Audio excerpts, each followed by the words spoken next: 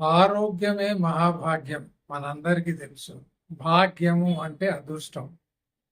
అన్నిటికంటే పెద్ద అదృష్టం ఏమిటయ్యా జీవితంలో అంటే ఆరోగ్యంగా ఉండడం. ఆరోగ్యం రెండు రకాలుగా ఉంటుంది. శరీర ఆరోగ్యం, మానసిక ఆరోగ్యం. అంటే మనస్సు కూడా ఉల్లాసంగా ఉండాలి. మనస్సు చాలా పవిత్రంగా ఉండాలి.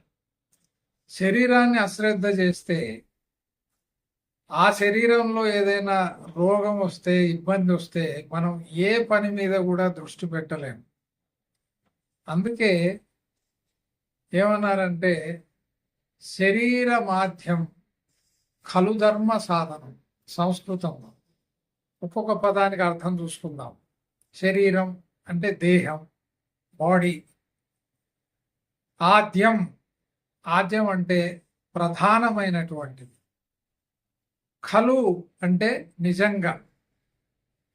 అంటే శరీరం నిజంగా చాలా ప్రధానమైనటువంటిది, చాలా ముఖ్యమైనటువంటిది. దేనికయ్యా అంటే ధర్మ, అర్థ, కామ, మోక్ష ఈ నాలుగింటిని సాధించుకోవడానికి మనకు శరీరం ఆరోగ్యంగా ఉండడం చాలా అవసరం.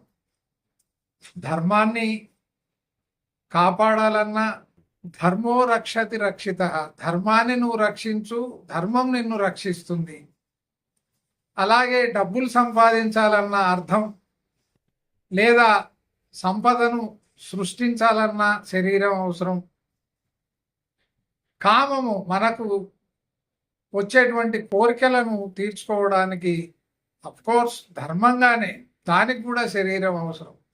అలాగే మోక్షం, తిరిగి భగవంతుణ్ణి చేరుకోవాలంటే కూడా దానికి కావలసినటువంటి సాధన చేయడానికి కూడా ఈ శరీరం అనేది అవసరం.